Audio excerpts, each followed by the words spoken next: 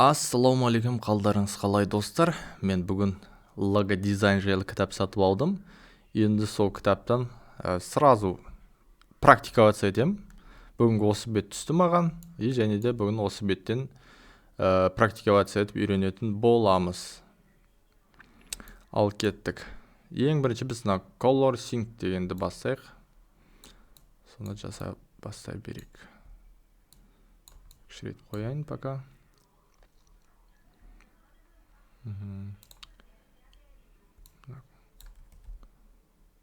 Круг қоямыз.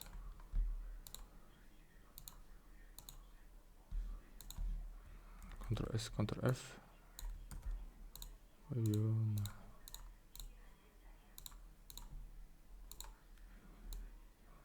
Примерно осылай.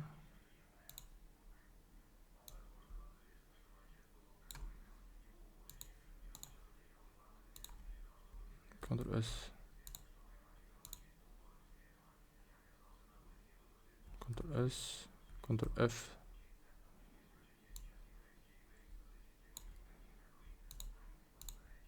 Ctrl-S, Ctrl-F. Ctrl-S, Ctrl-F. Мінекей. Енді осыны белгілеп аламыз. Мына жерден бүйтіп аламыз да. Тартамыз. Мінекей. Осы жерден бәрін белгілейміз. Осы инструмент алып. Опана. Белгілеймін қалыпты. Артығымен шығарып қойын пока. Мінекей.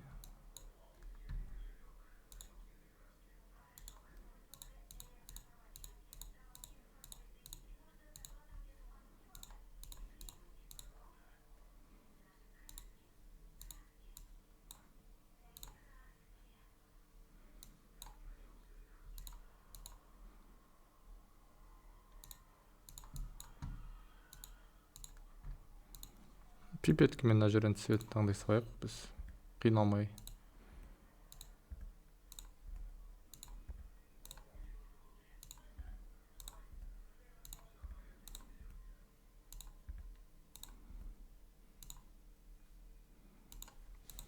Мінекей достар, осымен логотип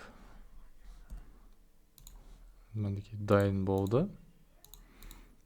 Ешқандай қиындық болған жоқ. Мына жерде цветтер сәл енді сай келмеуі мүмкін.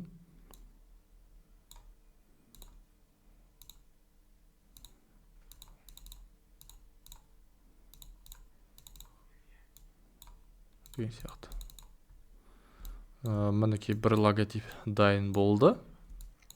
Жарайсыздар, осыны жасап көріңіздер. Енді мынау QuickTime-дің логотипін жасаймыз.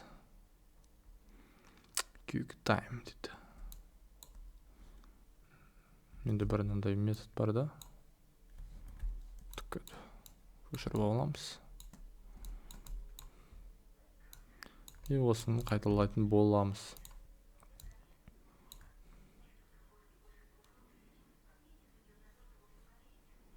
Осыны бас қоямыз. Ctrl-S, Ctrl-F дейміз да.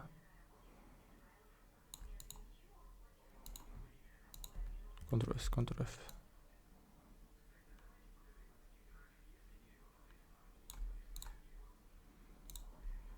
Ctrl-S, Ctrl-F.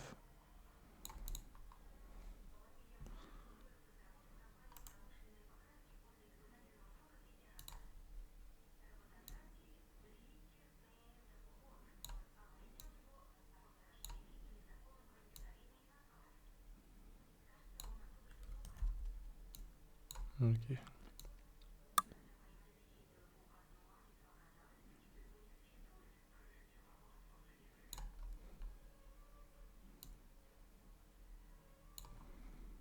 Окей. Соқып қоямыз. Енді мына жерден біз квадрат жасаймыз.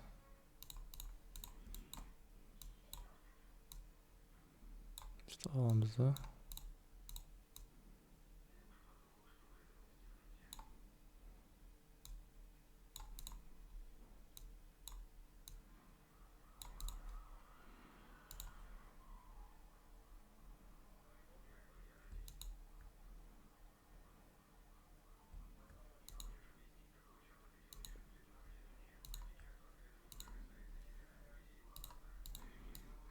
Осының бәрін белгілеп аламыз. Енді осы инструмент таңдаймыз.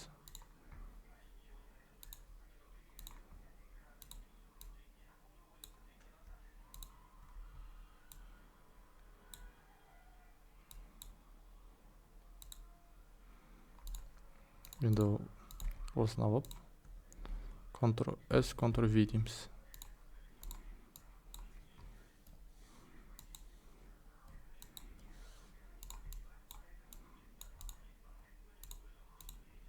Көріңіздер, мына жерде сәйкестік келмей тұр.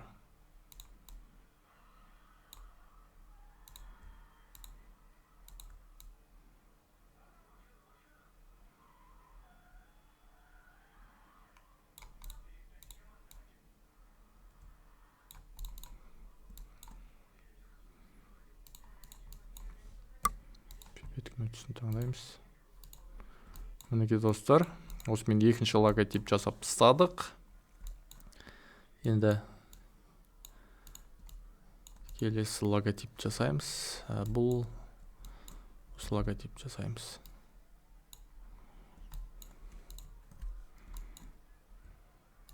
Кішірейтіп қоямыз. Бұны жасау үшін квадрат қойып аламыз. Цветін черныйға таңдап тастайық.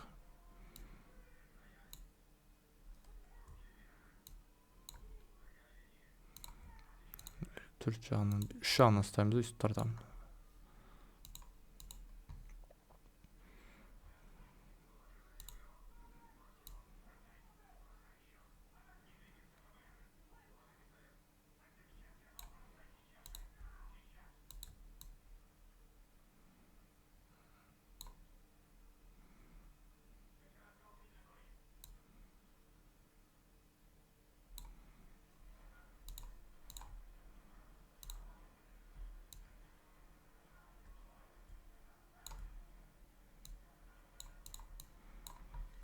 Үлкейтеміз.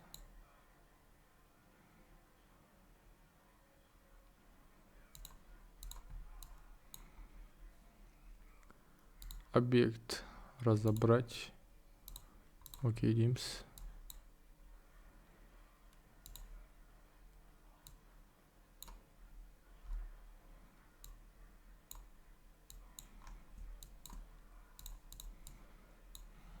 Мына жерден бай артық элемент алып тастаймыз.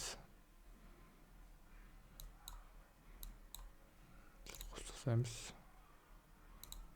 Мына жерде сәл бір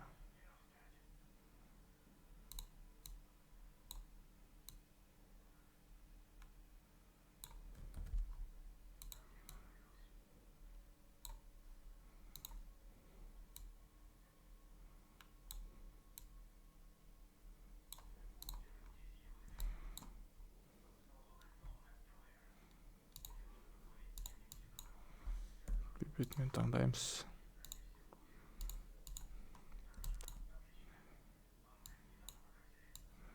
Окей.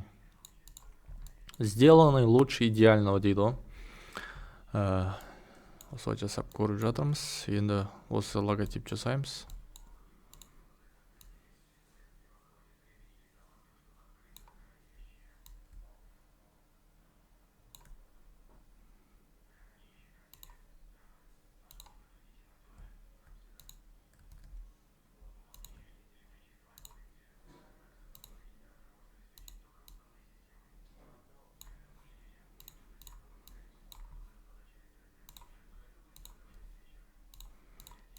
Осыны аламыз. Трансформировать, зеркальное отражение.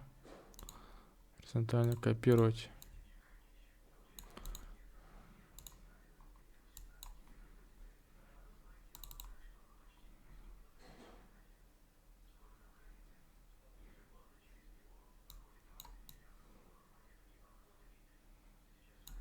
окей дейміз. Мінекей. Логотип дайын болды. Енді біз қай логотип жасаймыз? Мына градиент деген логотип жасайтын боламыз. Достар, енді осы логотип жасаймыз. Градиент деп айтылады екен. Круг.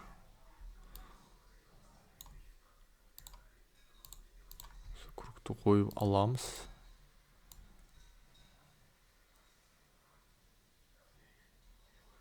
Осы қойып алдым екеуін. Alt кнопкасы тап тұр. Осы қоям. И Ctrl-D-ні басам.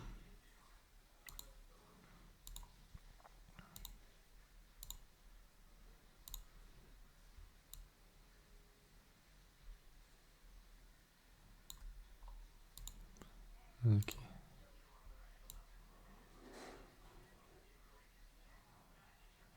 Осылай басам.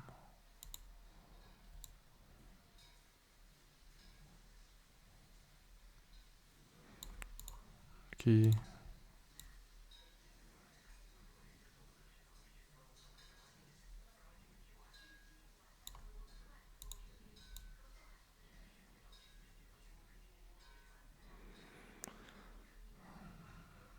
Так, сейчас.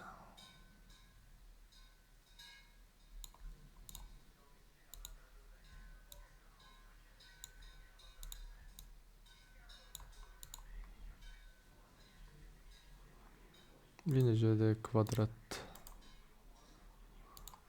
аламыз.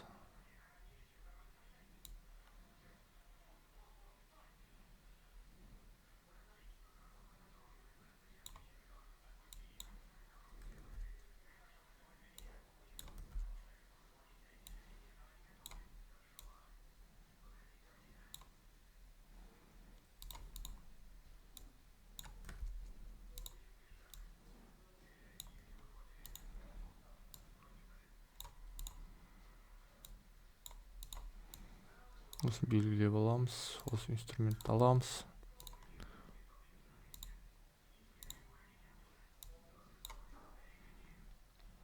Мінекей. Енді осы инструмент алып Ctrl-S, Ctrl-V деп басамыз. И пипетімен осы тұсты таңдаймыз. Мінекей достар.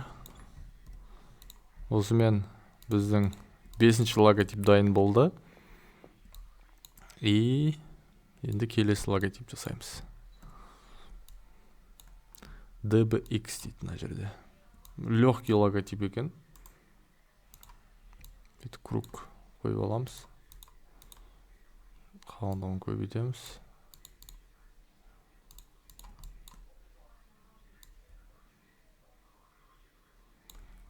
Ctrl-D дейміз.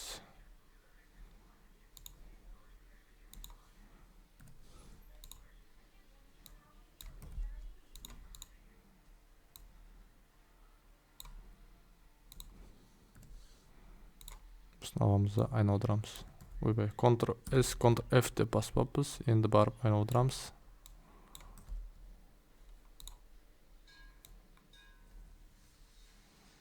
Мінекей.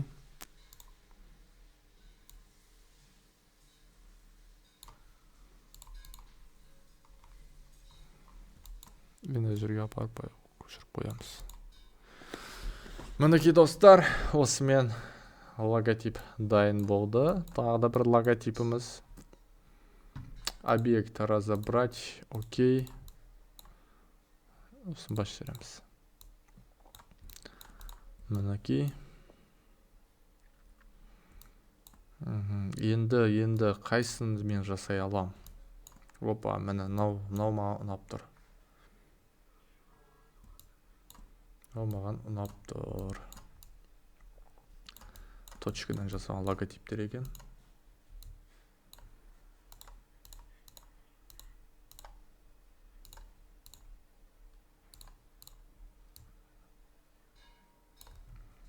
Үш, 4, 5, 6, 7. Сөп көшіріп қоямыз.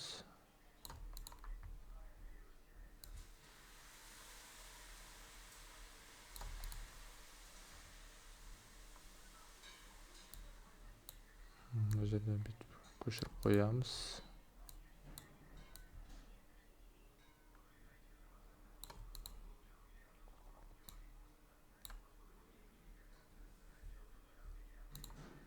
Мына кішірейту керек байдан.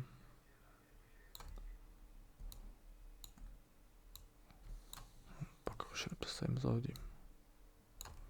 Ctrl-D деп басып шығамыз.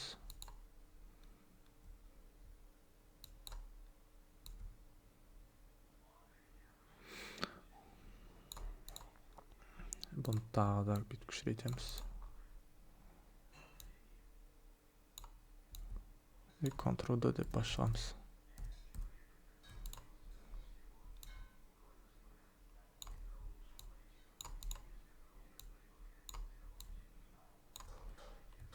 Ctrl-D деп басып шығамыз.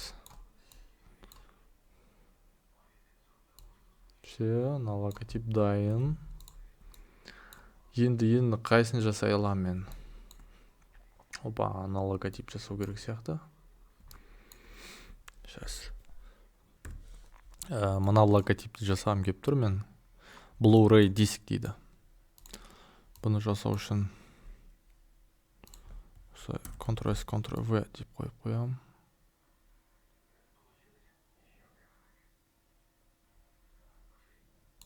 Осылай қойғым келіп тұр.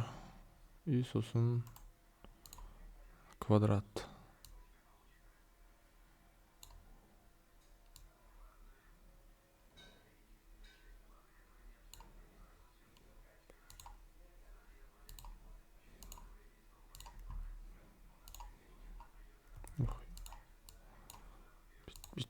Бүйтіп жере саламыз.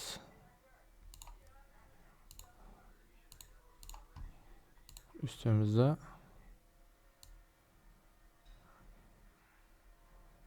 үстіп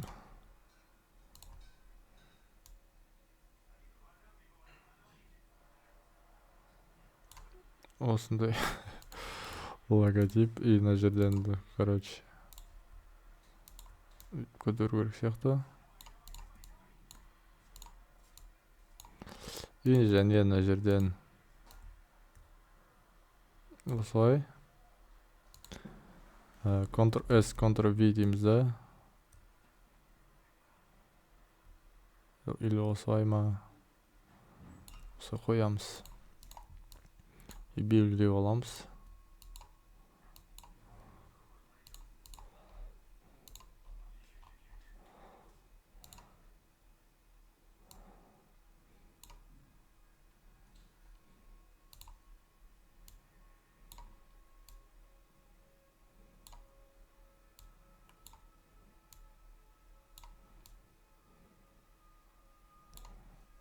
Примерно.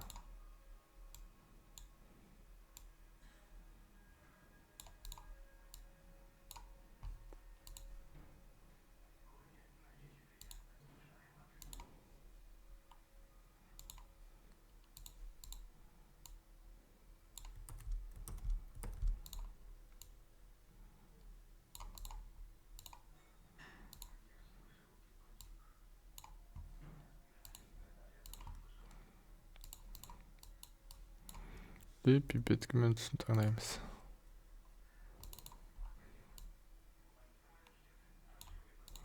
Мінекей достар, осымен логотип дайын болды.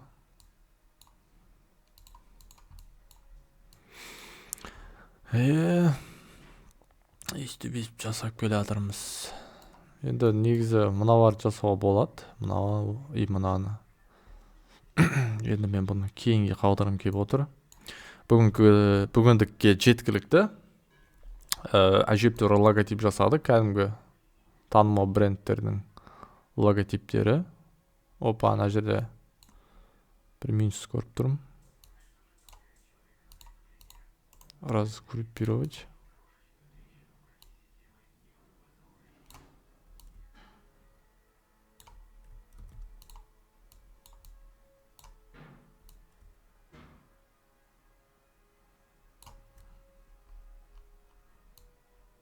Мінекей.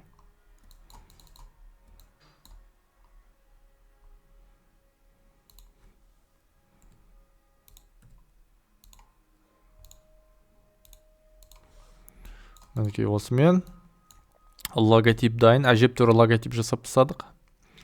Сіздерге пайдалы болдым деп ойлаймын. Егер де пайдалы болсам, лайк басып тіркелуді ұмытпаймыз. Егер де логотип керек болса, маған жазыңыздар, ақылы түрде жасап берем.